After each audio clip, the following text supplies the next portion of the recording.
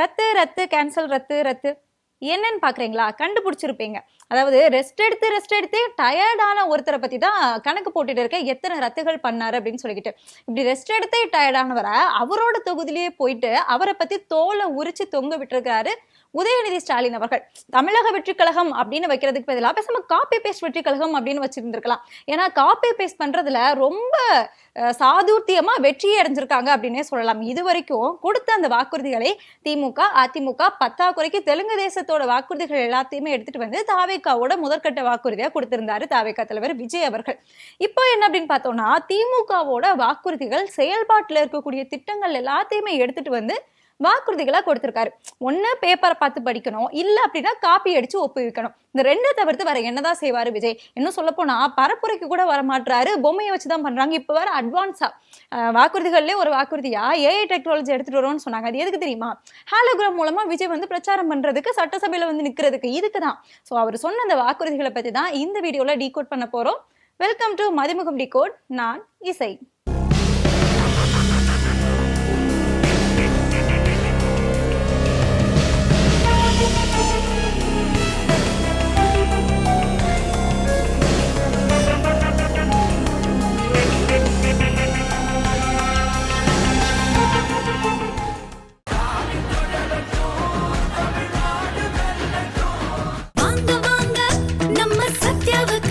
உங்கள் சத்யாவின் தமிழ் புத்தாண்டு சூப்பர் ஆஃபர். டயா பூஸ்டர் சுகரை கண்ட்ரோல் பண்ணும், உங்க ஆரோக்கியத்தை மீட்டு தரும். சர்க்கரையை கட்டுப்படுத்துறதுக்கான எளிமையான வழிமுறை, இயற்கையான வழிமுறை. அனைத்து மருந்து கடைகளிலும் கிடைக்கும். முதல்ல கன்னியாகுமரி மாவட்ட மக்களுக்கு வாழ்த்துக்களை கண்டிப்பா சொல்லி ஆகணும். ஏன்னா இதுவரைக்கும் தாவேக்கா தலைவர் விஜய் அவர்கள் எந்த இடத்துக்கெல்லாம் பிரச்சாரத்துக்கு போறாலோ அங்க எல்லாமே ஜாம்பி கூட்டங்கள் மாதிரி அவர் கார் மேல போய் விழுறது, அவர் காரு டயர் கடியில போய் விழுந்து மண்டை உடஞ்சு ஹாஸ்பிட்டல் இருக்கிறது. அப்ப கூட விஜய் போய் பார்க்க மாட்டாரு, ஆனாலும் பின்னாடி போய் விழுறது. அது மட்டும் இல்லாம அவர் போற இடத்துல எல்லாமே அப்படி சுத்தி வளைச்சு கடிச்சு வைக்கிறது, இந்த மாதிரியான வேலைகள், மரத்துக்கு மேல ஏறுறது, இப்படி வேலைகள் எல்லாமே செஞ்சுட்டு இருந்தாங்களே. ஆனா கன்னியாகுமரி மாவட்டத்துல நேற்றைக்கு தாவேக்கா தலைவர் விஜய் அவர்கள் வந்து பிரச்சாரம் செஞ்சிருக்காரு. அங்க எந்த ஒரு மக்களுமே இந்த மாதிரி மரத்துக்கு மரம் தாவல, விஜய் மேல ஏறி குதிக்கல, எந்த போலீஸ்காரங்க கையுமே கடிச்சு வைக்கல, ரொம்ப டீசெண்டா எஜுகேட்டட் பர்சனா நடந்துக்கிட்டாங்க. அதாவது மேன்மக்கள் அப்படின்னு சொல்லுவாங்க இல்லையா, அது சரிதான். கல்வியில் சிறந்த தமிழ்நாட்டுல கன்னியாகுமரி மாவட்டம் தான் முதலிடம் அப்படிங்கிறத மறுபடியும் நிரூபிச்சிருக்காங்க. ஸோ இப்படி ஒரு மாவட்டத்துக்குள்ள போயிட்டு அறிவு கட்டத்தனமான காப்பி பேஸ்ட் வாக்குறுதிகளை கொடுத்திருக்கிறாரு தாவேக்கா தலைவர் விஜய் அவர்கள். காப்பி பேஸ்ட் ஒரு பக்கம், இன்னொரு பக்கம் அதோட அடிப்படை அறிவே இல்லாம ஒரு சில வாக்குறுதிகள். ஸோ அதை என்ன அப்படின்னு வரிசையா பார்க்கலாம். முதல்ல வெற்றி தமிழ்நாடு சூப்பர் ஆப், அதாவது திமுகவோட ஹீரோ யாரு அப்படின்னு சொன்னோம்னா தேர்தல் வாக்குறுதிகள் அப்படின்னு சொல்லுவாங்க. அந்த வாக்குறுதிகள்ல ஹீரோயின் யாரு அப்படின்னு பார்த்தோம்னா இந்த 8000 ரூபாய் கூப்பன் வந்து இந்த வாக்குறுதிகளில் கொடுத்துருக்காங்களே, அதுதான் திமுகவோட ஹீரோயின் அப்படிங்கிற ஒரு பேச்சு இருக்கு. அதே மாதிரி தாவேக்கா அப்படின்னு எடுத்துக்கிட்டோம்னா அவங்களோட அந்த சூப்பர் டூப்பர் வாக்குறுதி என்ன அப்படின்னு பார்த்தோம்னா வெற்றி தமிழ்நாடு சூப்பர் ஆப் அப்படின்னு சொல்லிட்டு ஒரு ஆப். இந்த ஆப் தாவேக்கா ஆட்சிக்கு வந்தா நிறைவேற்றப்படும், நாங்க அந்த ஆப் வந்து உருவாக்குவோம். ஸோ அந்த ஆப் மூலமா இந்த உலகமே வந்து உங்க உள்ளங்கைக்கு வந்துடும். ஏற்கனவே மொபைல் மூலமா உலகமே உள்ளங்கையில தான் இருக்கு. ஸோ இதுல அவர் ஸ்பெஷலா என்ன சொல்றாரு அப்படின்னா, எந்த ஒரு சர்டிபிகேட் வாங்குறதா இருந்தாலும், ரேஷன் கார்டு வாங்குறதா இருந்தாலும், பேன் கார்டுக்கு அப்ளை பண்றதா இருந்தாலும், எல்லா விஷயமுமே அது வந்து அந்த ஒரு ஆப்குள்ள நீங்க பண்ணிக்கலாம். இப்போ வந்து நம்ம டிஜிலாக்கர் இருக்கு இல்லையா, அந்த மாதிரி ஒரு ஆப். இதுல வந்து எல்லா கல்யாண சான்றிதழ்களாக இருக்கட்டும், பிறப்பு சான்றிதழ்களாக இருக்கட்டும், இது எல்லாத்தையுமே நீங்க அந்த ஆப்லயே வாங்கிக்கலாம். நீங்க வந்து அலுவலகத்துக்கு போய் நிக்க வேணாம். அங்க போய் நின்னீங்க அப்படின்னா நீ யாரு நான் வந்து அவங்களுக்கு தான் ப்ரிஃபரன்ஸ் கொடுப்பேன் இப்படிங்கிற பிரச்சனைகள்லாம் இருக்கும். ஸோ அது வந்து பிரச்சனை இருக்காது. எல்லாமே உங்க கைக்குள்ள, அந்த மொபைல்குள்ள வெற்றி தமிழ்நாடு சூப்பர் ஆப் மூலமா வந்துரும் அப்படிங்கிற வாக்குறுதியை கொடுத்திருக்காரு. இப்போ இந்த ஆப்ல என்னமா பிரச்சனை? நல்ல வாக்குறுதி தானே நல்ல வாக்குறுதி தான். அதனாலதான் இந்த வாக்குறுதியை திமுக ஏற்கனவே அவங்க தேர்தல் அறிக்கையில கொடுத்துட்டாங்க. திமுக தேர்தல் அறிக்கையை முன்னமே அறிவிச்சுட்டாங்க. அது எல்லாருக்குமே தெரிஞ்ச ஒரு விஷயம். தாவேக்கா தலைவர் விஜய் அவர்கள் நேற்றைக்கு தான் இந்த வாக்குறுதியை அறிவிச்சிருக்காரு. அப்போ எங்க இருந்து காப்பி பேஸ்ட் பண்ணிருக்காங்க அப்படிங்கிறத பார்க்கணும். திமுகவுடைய தேர்தல் வாக்குறுதியில 89வது பக்கத்துல நிர்வாகம் அப்படிங்கிற தலைப்புக்கு கீழே சூப்பர் ஆப் அப்படிங்கிற ஒரு செயலி வந்து உருவாக்கப்படும். இந்த செயலி மூலமா உங்களுடைய சேவைகள் எல்லாமே உங்க கையில ஒரு விரல் நுனியில வந்துடும் அப்படின்னு சொல்லிக்கிட்டு திமுக தேர்தல் வாக்குறுதியில ஏற்கனவே இந்த ஆப்பை பத்தி சொல்லிட்டாங்க. ஸோ இதை படிச்சு பார்த்தாங்களா இல்லையா, இல்ல வேற எதுவும் மாநிலங்கள்ல இப்ப செயல்பாட்டுல இருக்கா, என்ன இது கதனே தெரியல. ஆனா காப்பி பேஸ்ட் பண்ணி விஜய் அவர்கள் வந்து வாக்குறுதியா கொடுத்திருக்காரு. அடுத்த சூப்பர் ஹிட் வாக்குறுதி என்ன அப்படின்னு பார்த்தோம்னா ஏஐ தொழில்நுட்பம். தமிழகம் வந்து இந்தியாவிலே சிறந்த ஏஐ மாநிலமா மாற்ற மாற்றப்படும் அப்படின்னு சொல்லியிருக்காரு. ஒரு பல்கலைக்கழகமுமே இதுக்காக நிறுவப்படும் அப்படிங்கிற வாக்குறுதியை கொடுத்திருக்காரு. ஒரு பக்கம் பார்த்தோம் அப்படின்னா இந்த வாக்குறுதி வந்து திமுக ஏற்கனவே அறிவிச்சிட்டாங்க. அது என்னன்னா February 6ஆம் தேதியே முதலமைச்சர் ஸ்டாலின் அவர்கள் இதை வந்து வாக்குறுதியா அறிவிக்கிறாங்க. ஒரே ஒரு பல்கலைக்கழகம் கிடையாது, எல்லா கல்லூரிகளிலுமே ஏஐ ஆய்வகம் உருவாக்கப்படும் அப்படின்னு சொல்லிக்கிட்டு February மாசத்திலேயே முதலமைச்சர் அறிவிச்சிட்டாரு. தலைவர் வந்து நேத்துக்கு தான் வந்து சொல்லியிருக்காரு. அதுலயும் தாவேக்கா இந்த வாக்குறுதியை கொடுக்குறாங்க அப்படின்னா அதுல நம்ம ஸ்பெசிபிக்கா ஒரு சில விஷயங்கள் எல்லாம் பார்க்க வேண்டியிருக்கு. என்ன அப்படின்னா தாவேக்கா இவங்க வந்து ஃபுல்லாவே ஏஐ வீடியோஸ் போடுறது, அது மட்டும் இல்லாம இப்ப பிரச்சாரமே ஏஐல தான் பண்ணிட்டு இருக்காங்க தெரியும்ல. இப்போ ஃபர்ஸ்ட் வந்து உருவபொம்மை வச்சுட்டு இருந்தாங்க, அதுக்கப்புறமா வந்து ஜூனியர் ஆர்டிஸ்டுக்கு வாய்ப்பு கொடுக்கணும் அப்படின்னு சொல்லிக்கிட்டு அவங்களுக்கு கூப்பிட்டு வச்சு ஒரு சில தொகுதிகளில் பிரச்சாரம் செஞ்சுட்டு இருந்தாங்க. இப்போ என்னன்னா கும்பகோணம் தொகுதியில ஹாலோகிராம் மூலமா பிரச்சாரம் செஞ்சுட்டு இருக்காங்க. எவ்வளவு அட்வான்ஸா போகிறாங்க பாருங்களேன். ஒரு மீம் கூட வரும் டெக்னாலஜி அப்படின்னு சொல்லிக்கிட்டு, அந்த மாதிரி டெக்னாலஜி அட்வான்ஸ்டா ஹாலோகிராம் வச்சு பிரச்சாரம் செய்யறாங்க. இப்போ இந்த ஏஐ மாநிலமா இதை தமிழ்நாட மாத்திட்டோம் அப்படின்னா எல்லா இடங்கள்லயுமே ஒன்லி ஏஐ மட்டும்தான். எங்க தலைவர் வந்துட்டு வெளியே வரவே வேணாம், ஏற்கனவே ஒர்க் ஃப்ரம் ஹோம்ல தான் இருக்கிறாரு. ஸோ ஒர்க் ஃப்ரம் ஹோம்ல கூட ஏஐ வச்சு தான் எல்லாமே பண்ணுவாங்க. அதுவும் இன்னும் சொல்ல போனோம் அப்படின்னா ChatGPT இது மட்டும் இல்லைன்னு வச்சுக்கோங்களேன், தவிர்க்க விஜய் அவர்களே இல்லை. இப்போ ஏதாவது ஒரு மாவட்டத்துக்கு போறாருன்னு வச்சுக்கோங்களேன், உதாரணத்துக்கு நம்ம சேலம் எடுத்துக்கோமே, சேலம்ல போய் என்ன சொன்னாரு, மஞ்சள்ல தான் நான் தொடங்குவேன், மஞ்சள் பொட்டை வச்சு தான் நான் வந்து ஆரம்பிப்பேன், மூஞ்சி ஃபுல்லா மஞ்சளை பூசிட்டு தான் நான் வெட்டுவேன், இது திருப்பாச்சி படத்துல வெட்டுவேன், அந்த மாதிரி மஞ்சள் சேலம்னா மஞ்சள், மஞ்சள்னா சேலம். அதே மாதிரி நாமக்கல்ல போனோம்னா நாமக்கல்னா முட்டை, முட்டைனா நாமக்கல். இப்படி அந்தந்த மாவட்டத்துல என்ன ஃபேமஸா இருக்கு அப்படிங்கிறதையே தலைவர் வந்துட்டு ஏஐ பார்த்து தான் தெரிஞ்சுக்குவாரு, ChatGPT பார்த்து தான் தெரிஞ்சுக்குவார். அப்படிங்கும்போது ஏஐ வந்து எந்த அளவுக்கு முக்கியமானது, தேவையானது தாவேக்காவினருக்கு. ஸோ அப்படி இருக்கும்போது அந்த ஏஐக்கு வந்து தாவேக்கா கண்டிப்பா முக்கியத்துவம் கொடுத்து தான் ஆகணும். ஆனா இது மாதிரி இல்லாம எல்லா கல்லூரிகளிலுமே உண்மையான ஏஐ டெக்னாலஜியை கத்துக்கணும், ஏஐ ஆய்வகங்கள் உருவாக்கப்படும்.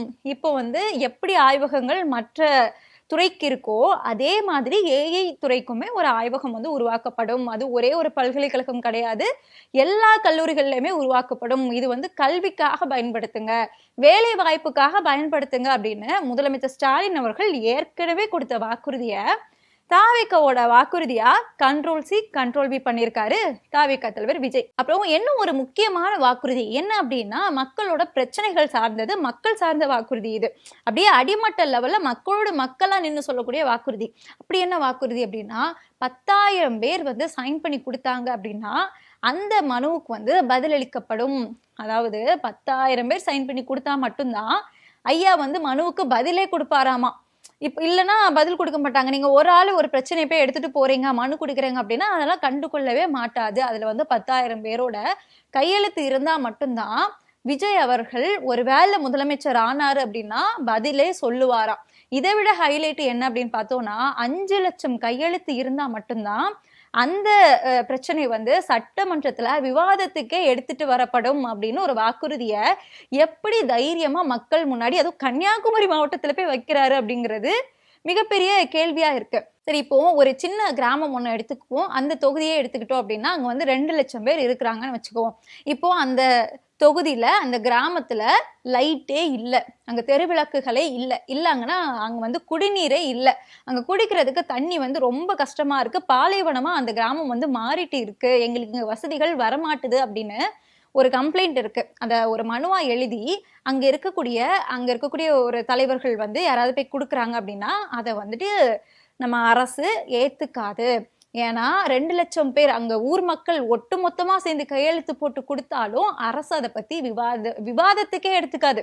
ஃபர்ஸ்ட் விவாதத்துக்கு எடுத்துக்கிட்டாதான் அது வந்து ஓட்டு அதுக்கப்புறம் வாங்கி அதுக்கப்புறம் அது வந்து மனு வந்து மசோதாவா கொண்டு வரப்படும். ஆனா விவாதத்துக்கே எடுத்துக்க மாட்டாங்க. 5 லட்சம் பேர் கட்டாயம் வேணும். அப்ப என்ன பண்ணணும், இந்த 2 லட்சம் மக்களும் பக்கத்து தொகுதிக்கு போயிட்டு அந்த 2 லட்சம் மக்கள் கிட்டையும் போயிட்டு கையேந்தி நிற்கணும், எங்களுக்கு கையெழுத்து போடுங்க, எங்க ஊர்ல இந்த பிரச்சனை இருக்கு அப்படின்னு சொல்லிக்கிட்டு. அதுவுமே பத்தாது, ஒருவேளை அங்கேயும் 1 லட்சம் பேர் தான் இருக்காங்கன்னா இன்னொரு தொகுதிக்கு போயிட்டு அங்க இருக்கக்கூடிய மக்கள் கிட்டையும் போய் கையேந்தி நிற்கணும், எங்களுக்கு இப்படி ஒரு பிரச்சனை இருக்கு, நீங்க கையெழுத்து போட்டாதான் எங்க பிரச்சனையை பத்தி விவாதத்துக்கே எடுத்துக்குவாங்க. விவாதத்துக்கு எடுத்துக்கிட்டு அதுல ஒவ்வொரு சட்டசபை உறுப்பினரும் ஒவ்வொரு கருத்துக்களை வைப்பாங்க. அதுக்கப்புறமா ஓட்டுகள் வாங்கி மசோதாவா நிறைவேற்றதுக்கு முன்னாடியே அந்த 5 வருஷ ஆட்சியே முடிஞ்சிடும். ஃபர்ஸ்ட் இந்த 5 லட்சம் பேர் கையெழுத்து வாங்குறதுக்கே எத்தனை மாசங்கள் ஆகும் அப்படின்னு தெரியல. அத்தனை மாசம் வரைக்கும் அந்த மக்கள் வந்து அந்த பிரச்சனையெல்லாம் அப்படியே இருந்துட்டு இருக்கணும். இப்படி ஒரு முட்டாள்தனமான வாக்குறுதியை கொடுத்திருக்காரு, அதுவும் கன்னியாகுமரி மாவட்டத்துல போய். இதை விடையும் ஹைலைட்டான ஒரு வாக்குறுதி இருக்கு. அதாவது விஜய் அவர்களுக்கு அடிப்படை அரசியல் அறிவு கூட இல்லை அப்படிங்கிறத நிரூபிக்கிறதுக்கான ஒரு வாக்குறுதி தான் இது. அதாவது இப்ப இருக்கக்கூடிய எல்லாருமே ஊழல் செய்யறாங்களாமா, வரி வாங்கி ஊழல் செய்யறாங்களாமா. அதாவது 30% டாக்ஸ் வந்து ஸ்டாலின் அவர்களுக்கு தான் போகிறது அப்படின்னு சொல்லிக்கிட்டு இதுக்கு முன்னாடியே லூசுத்தனமா பேசியிருந்தாரு. ஸோ அதை வந்து சரி செய்ய போறேன் அப்படிங்கிறதுக்காக ₹1 கூட கூடுதல் வரி வாங்க மாட்டாராமா. இதுல இருந்தே தெரியுது இவருக்கு வந்து அடிப்படை அரசியல் அறிவு கூட கிடையாது அப்படின்னு சொல்லிக்கிட்டு. ஒவ்வொரு வருஷமும் அந்த மாநிலத்தோட எக்கனாமி, பொருளாதார வளர்ச்சி அப்படிங்கிறது அதிகரிக்கும், அதுக்கேத்த மாதிரி வரிகளும் அதிகரிக்கும். ஸோ இவர் வந்துட்டு எக்கனாமிக் வளர்ச்சி வந்து ஒரு பக்கமா போயிட்டு இருக்கும், இவர் வந்து வரியை இந்த பக்கமே வச்சிருந்தாருன்னா எப்படி அது வந்து வளர்ச்சிக்கு உதவும் அப்படிங்கிற ஒரு பேசிக் சென்ஸ் கூட இல்லை. இன்னொரு பக்கம் பார்த்தோம் அப்படின்னா நம்மளோட ஜிஎஸ்டிபி, அதாவது ஒட்டுமொத்த உள்நாட்டு உற்பத்தி, நம்ம இப்போ ஒரு வருஷத்துக்கு நம்ம மாநிலத்துக்குள்ள உற்பத்தி செய்யக்கூடிய அந்த பொருட்களாக இருக்கட்டும், அந்த சேவையாக இருக்கட்டும், அதோட மொத்த பண மதிப்பு இருக்கு இல்லையா, அதோட அடிப்படையில எல்லா வருஷமுமே வரியை ஒரு குறிப்பிட்ட சதவீதத்துக்கு உயர்த்தணும் அப்படிங்கிறது 15வது நிதி ஆணையத்தோட விதிமுறை, மத்திய அரசு கொண்டு வந்த ஒரு விதிமுறை. அப்படி இருக்கும்போது எல்லா வருஷமும் கட்டாயமா நம்ம உற்பத்தி பெருக பெருக அந்த வரியுமே அதுக்கேத்த மாதிரி கூட்டியே ஆகணும்.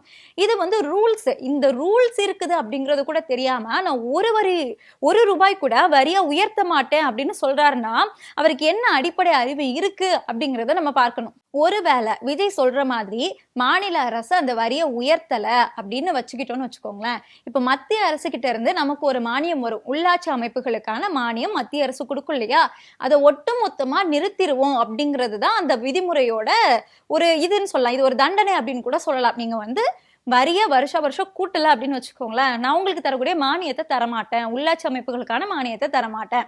அந்த மானியம் வரலன்னு வச்சுக்கோங்களேன், நம்மளால ஒரு ஏரியால ரோடு போட முடியாது, குடிநீர் வசதி ஏற்படுத்தி கொடுக்க முடியாது. இப்போ நிறைய குற்றச்சாட்டுகள் இருக்கு இல்லையா, எங்க ஊர்ல தண்ணி வசதி இல்லை அப்படின்ட்டு. அது ஒட்டுமொத்தமா பாலைவனமா மாறும் அந்த மானியம் வரல அப்படின்னா. இப்போ ஒன்றிய அரசு ஏற்கனவே நிதி கொடுக்கறது கிடையாது. கடந்த 5 வருஷத்துல ஒட்டுமொத்தமா உள்ளாட்சி அமைப்புகளுக்கு கொடுக்கப்பட்ட நிதி என்ன அப்படின்னு பார்த்தோம்னா 17,666 கோடி. ஸோ இந்த கோடி இத்தனை வரும் நிதி கொடுத்துருக்காங்க இல்லையா, இந்த நிதி கூட விஜய் சொல்ற மாதிரி ₹1 வரியை கூட ஏத்தலைன்னா கிடைக்காது. ஸோ ஒட்டுமொத்தமா மத்திய அரசு கிட்ட இருந்து நிதியை வாங்காம ஒரு மாநில அரசால எப்படி செயல்பட முடியும்? ஸோ அப்ப அதுக்கான விளக்கத்தை கொடுக்கணும்ல. இப்போ எடப்பாடி பழனிசாமி அவர்கள் வந்து நான் 10,000 ரூபாய் கருணை தொகை கொடுப்பேன் அப்படின்னு சொன்னாரு. சரி, அந்த கருணை தொகையை நீங்க எப்படி கொடுப்பீங்க அப்படின்னு கேட்டோம் அப்படின்னா நான் வந்து வரியை உயர்த்தி கொடுப்பேன் அப்படின்னாரு. அப்போ அவர் எப்படி கொடுக்க போற அப்படிங்கிற ஒரு நாலேஜ் வந்து அவர்கிட்ட இருக்கு. அவர் வரியை உயர்த்தி கொடுக்குறாரோ, மக்களை கஷ்டப்படுத்தி கொடுக்குறாரோ, இல்ல ஏமாத்தி கொடுக்குறாரோ, அந்த நாலேஜ் இருக்கு, இப்படிதான் கொடுக்க போறோம் அப்படின்னு சொல்லிக்கிட்டு. ஸோ அதே மாதிரி நீங்க வந்து ₹1 கூட வரி வந்து கூடுதலா வாங்கல அப்படின்னா எப்படி நீங்க சமாளிக்க போறீங்க? மத்திய அரசு இந்த 5 வருஷத்துல கொடுத்த 17,666 கோடியை நீங்க எப்படி வருமானம் ஈட்ட போறீங்க வரியை உயர்த்தாம? ஏன்னா ₹1 கூட உயர்த்தக்கூடாது. ஸோ எப்படி செய்ய போறீங்க அப்படிங்கிறதையும் தெளிவுபடுத்திருக்கணுமா இல்லையா? இப்படி எந்த ஒரு அரசியல் அறிவுமே, அடிப்படை அறிவுமே இல்லாம தன்னோட வாக்குறுதியை கொடுத்துட்டு, அதுவும் கன்னியாகுமரி மாவட்டத்துல கொடுத்துட்டு விஜய் அவர்கள் டாடா காமிச்சிட்டு போயிருக்கிறாரு. அதுவுமே பிரச்சாரத்துக்கு நாங்க வந்து செய்யல, எங்களுக்கு இந்த பிரச்சாரமே வேணாம் அப்படின்ட்டு ரத்து பண்ணிட்டாரு. நான் வந்து ரோட் ஷோ மட்டும் போவேன் அப்படின்னு சொல்லிக்கிட்டு. ஏன்னா ரத்து பண்றதுதான் விஜய்க்கு வந்து புதுசு இல்லையே, கன்னியாகுமரிக்கே போக வேணாம் அப்படிங்கிற நிலைமையில தான் இருந்தது. சரி, ஓகே, உங்க ஹாலோகிராம் மூலமா அப்டேட் ஆகிட்டாங்களே, இன்னும் என்னெல்லாம் செய்ய போறாங்க? உருவபொம்மையை வச்சாங்க, ஜூனியர் ஆர்டிஸ்ட் வச்சாங்க, இப்போ ஹாலோகிராம் வச்சுட்டாங்க, இதுக்கு அப்புறமும் நம்ம போல அப்படின்னா இன்னும் அடுத்த லெவலுக்கு போயிருவாங்க. ஸோ அது என்ன அப்படிங்கிறத பாக்குறதுக்கு அவராலே முடியல. அதனால சரி, பிரச்சாரத்தை ரத்து பண்ணாலும் ரோட் ஷோ வாட்ச் வரேன்னு சொல்லிட்டு ரோட் ஷோ வந்துட்டு அந்த ரோட் ஷோல வாகனத்துக்கு மேல ஏறி நின்று பேப்பரை பார்த்து இந்த வாக்குறுதிகளை கொடுத்திருக்காரு. ஏற்கனவே காப்பி பேஸ்ட் பண்ணுது, அது வேற பேப்பரை பார்த்து வேற படிச்சு இப்படி ஒரு அற்புதமான வாக்குறுதிகள் எல்லாத்தையுமே கொடுத்திருக்காரு. ஸோ தலைவரே இப்படி இருக்கிறாரு அப்படின்னா அவருடைய தொண்டர்கள் எப்படி இருப்பாங்க சொல்லுங்க? அதுதான் உதயநிதி ஸ்டாலின் அவர்கள் இன்னொரு பக்கம் அறிவுபூர்வமான விமர்சனங்களை அதுவும் விஜய் மேல அது செய்யறதை தான் சொல்லிட்டு இருக்கிறாரு. ஏற்கனவே ஒரு போட்டோவை காமிச்சு அது மிகப்பெரிய பிரச்சனையில இருக்கு, செத்துப்போ அப்படின்னு சொல்லக்கூடிய லெவல்ல காண்டாக்கி விட்டு இருக்கு. ஆனா அந்த போட்டோ உண்மையா அப்படின்னா உண்மை, ஏஐ கிடையாது. தாவேகா தலைவர் விஜய் அவர்கள் செய்யற மாதிரி ஏஐ வச்சு ஹாலோகிராம் வச்சு அவங்க வந்து பிரச்சாரம் செய்யல. உண்மையான புகைப்படம், லைவ்ல வந்த புகைப்படத்தை வச்சு பிரச்சாரம் செஞ்சுட்டு இருக்காரு. இன்னொரு பக்கம் பார்த்தோம் அப்படின்னா நேற்றைக்கு விஜய் அவர்கள் இப்படி முட்டாள்தனமான காப்பி பேஸ்ட் அறிவிப்புகளை கொடுத்துட்டு இருக்கக்கூடிய அதே நேரத்துல விஜயோட தொகுதியிலேயே, அதாவது திருச்சி கிழக்கு தொகுதியிலேயே போட்டு வெளுன்னு வெளுத்து விட்டுருக்கிறாரு உதயநிதி ஸ்டாலின் அவர்கள். திருச்சி கிழக்கு தொகுதியில இனிக்கோ இருதயராஜ் இவர் வந்து திமுகவோட வேட்பாளர். இவருக்கு ஆதரவா பிரச்சாரம் செஞ்சுட்டு இருந்தாரு. ஆதரவா பிரச்சாரம் செய்யறவர் எப்படி தெரியுமா செய்யறாரு? இருதயராஜ் அவர்களுக்கு வந்து ஒர்க் ஃப்ரம் ஹோம் பண்ண தெரியாது, உங்களுக்கு ஏதாவது ஒரு பிரச்சனை அப்படின்னா எங்க வீட்டுக்கு வா அப்படின்னு சொல்லிட்டு உங்களை அழைச்சிட்டு வந்து அவர் வந்து பிரச்சனை என்னன்னு கேட்க மாட்டாரு. உங்க வீட்டுல ஒருத்தனா வருவாரு. திமுக காரங்கனாலே வீட்டா மக்களோட மக்களா வரக்கூடியவங்க தான் அப்படின்னு சொல்லிக்கிட்டு பாலே வந்து சிக்ஸர் தான் அப்படிங்கிற மாதிரி அடிச்சுட்டு இன்னும் ஒரு விஷயம் சொன்னாரு. ஒரு 4 மாசத்துக்கு முன்னாடியே நான் அட்டைன்னு சொன்னேன், அதுக்கேற்ற மாதிரி தான் இப்போ வந்து களத்திலயும் நடந்துட்டு இருக்கு. உண்மைதானே, அட்டை தானே வந்து பிரச்சாரம் செஞ்சுட்டு இருக்கு, அட்டையை வச்சு பிரச்சாரம் செஞ்சுட்டு இருக்காங்க. கூடவே ஒரு கால் இங்கேயும் ஒரு கால் அங்கேயும் வச்சு நிக்கிறது திமுக காரனுக்கு தெரியாது அப்படின்னு சொல்லிக்கிட்டு ஒண்ணு பெரம்பூர்ல நிக்கணும், இல்லைன்னா திருச்சி கிழக்குல நிக்கணும். ஒண்ணு பெரம்பூர் மக்கள் மேல உங்களுக்கு நம்பிக்கை இல்லாம இருக்கணும், இல்லைன்னா திருச்சி கிழக்கு மக்கள் மேல உங்களுக்கு நம்பிக்கை இல்லாம இருக்கணும். ஆக மொத்தத்துல நீங்க நிக்கிற தொகுதியில இருக்கக்கூடிய மக்கள் மேலேயே உங்களுக்கு நம்பிக்கை இல்லை, அதனாலதான் நீங்க 2 தொகுதியில நிக்கிறீங்க. அப்ப நீங்க ஏதாவது ஒரு தொகுதியில ஜெயிச்சிட்டீங்க அப்படின்னா இன்னொரு தொகுதியை வந்து நீங்க ராஜினாமா செய்வீங்க. அப்போ விஜய் தான் முதலமைச்சர் வேட்பாளர் அப்படின்னு ஓட்டு போட்ட அந்த மக்கள் வந்து உங்களுக்கு முட்டாள். சோ இந்த மாதிரியான வேலைகளை நாங்க செய்ய மாட்டோம். இனிக்கோ இருதயராஜ் அவர்கள் வந்து இந்த தொகுதியில மக்களுக்காக நின்னவர், ஒர்க் ஃப்ரம் ஹோம் செய்யாம மக்களோட மக்களா நின்னவர். அவர் வந்து ஒரே தொகுதியில நின்று ஒரே தொகுதி மக்களுக்காக பாடுபடக்கூடியவர் அப்படின்னு சொல்லிட்டு அவருக்கு வந்து வாக்கு கேட்டாரு. கூடவே என்ன அப்படின்னா எல்லா தொகுதியிலையுமே வாக்கு கேட்டுட்டு இருக்காரு, சேப்பாக்கத்துக்கு மட்டும் போகவே இல்லையே அப்படிங்கிற ஒரு கேள்வியுமே இருக்கு. அதாவது 30ஆம் தேதியில இருந்து ஆரம்பிச்சு தொடர்ந்து 12 நாளா தொண்டை தண்ணி தொண்டெல்லாம் கரகரத்து போச்சு. நீங்களே ஒரு சில லைவ்ல எல்லாம் பார்த்திருப்பீங்க. இப்படி இவரு பிரச்சாரம் செஞ்சுட்டு இருக்கிறாரு. இன்னொரு பக்கத்துல ஒருத்தர் வந்து ரெஸ்ட் எடுத்து டயர்ட் ஆகிட்டாரு. ஸோ அப்படி டயர்டான ஒருத்தர் தான் உங்களுக்கு வேட்பாளராக இந்த தொகுதியில வந்து களமிறங்கியிருக்காரு. ஸோ இவங்களுக்கு நீங்க வாக்களிக்கணுமா, இல்லை அப்படின்னா இனிக்கோ இருதயராஜ் அவர்கள் வந்து உங்களோட மக்களா நிற்கிறாரு, அவருக்கு வாக்களிக்கணுமா அப்படின்னு சொல்லிக்கிட்டு அடி வெளுத்து எடுத்துட்டாரு. தரமான சம்பவமாகவும் இருந்து. ஸோ இது ஒரு பக்கம் இருக்க. கூடவே இன்னொரு விஷயத்தையும் சொன்னாரு. தாவேகாவினர் எந்த அளவுக்கு தற்குறி அப்படிங்கிறதையுமே வந்துட்டு ஒரே வார்த்தையில போட்டு உடைச்சிட்டாரு. என்னன்னா விஜய் வந்து 2 தொகுதியில நிற்கிறாரு, ஒரு கால் இங்க ஒரு கால் அங்க வச்சிருக்காரு அப்படின்னா உதயநிதி ஸ்டாலின் அவர்களுமே சேப்பாக்கம் திருவல்லிக்கேணி 2 தொகுதி இருக்குல்ல, 2 தொகுதியில தானே நிக்கிறாரு அப்படின்னு சொல்லக்கூடிய அந்த தற்குறிகள் கிட்ட நான் என்னன்னு சொல்லி பிரச்சாரம் பண்றது அப்படின்னு ரொம்ப மனசோடைஞ்சு கேட்டு அந்த பிரச்சாரத்தையுமே முடிச்சிருக்கிறாரு. இப்படி ஒருத்தர் களத்துல இறங்கி அடிச்சு களமாடிட்டு இருக்கும்போது ஒருத்தர் வந்து ஹாலோகிராம் வச்சு பிரச்சாரம் செஞ்சுட்டு இருக்கிறாரு. இன்னும் என்னென்ன விஷயங்கள்லாம் நம்ம பார்க்க வேண்டி இருக்கோ தெரியல இந்த 10 நாளைக்குள்ள. ஸோ அப்படி வரும்போது தொடர்ந்து பேசுவோம், இணைந்திருங்கள்.